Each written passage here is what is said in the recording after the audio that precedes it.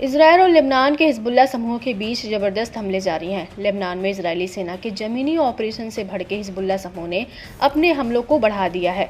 लड़ाके उत्तरी इजरायल पर तगड़े हमले कर अब अलग अलग इलाकों पर बम बरसा रहे हैं। समूह ने अपने हालिया हमलों की फुटेज शेयर कर इजरायली हमलों की पोल खोल दी है। हिजबुल्ला ने जारिद, उत्तरी तेल अवीव की बस्तियों के साथ साथ करमिल और नहरिया की बस्तियों और दक्षिणी हाइफा के इलाकों को निशाना बनाकर हमले किए।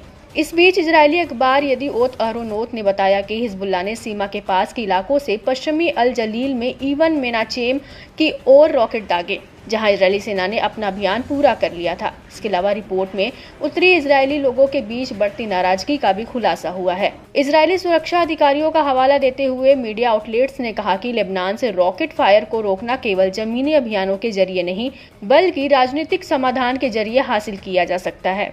इजरायली चैनल 12 ने जोर दिया कि उत्तरी लोग इजरायली सैन्य नेताओं के बयानों से गहरे सदमे में हैं, जिन्होंने कहा था कि हिजबुल्ला की ओर से जारी रॉकेट हमलों के बावजूद अपने घरों को लौटना सुरक्षित है। चैनल ने हिजबुल्ला की दृढ़ता पर ध्यान दिया, जिसमें कहा गया कि समूह अपनी रॉकेट ताकतों को बनाए रखा हुआ है, जो मौजूदा संघर्ष के खत्म हो जाने के बाद भी बरकरार रह सकती है।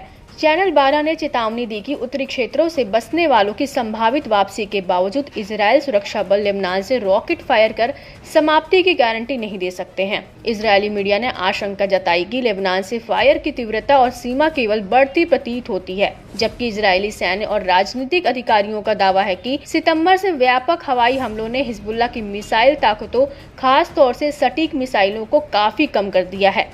हिजबुल्ला के हालिया हमले इन दावों का खंडन करते हैं। दरअसल लेबनान से लगातार हो रहे हमलों को लड़ाकों ने एक नई धार दी है।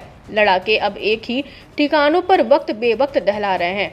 इजरायली मीडिया ने दावा किया कि बीते दिनों मिसाइलों और ड्रोन के झुंडों ने कई महत्वपूर्ण सैन्य ठिकानों को निशाना बनाया। हिजबुल्ला के रॉकेटों ने एक साथ कई इलाकों पर बौछार की। इजरायली चैनल 12 की माने तो एक बार फिर हिजबुल्ला की रॉकेट शक्ति में कोई बदलाव नहीं आया है। समूह की ओर से लगातार अभियान चलाए गए, जिसमें 150 से ज्यादा रॉकेट इजरायल की ओर से दागे गए, जिनमें से 2 रॉकेट सेंट्रल इजरायल पर कहर बनकर टूटे, जबकि बाकी के कई रॉकेट अल जलील और कब्जे वाले गोलान में दागे गए।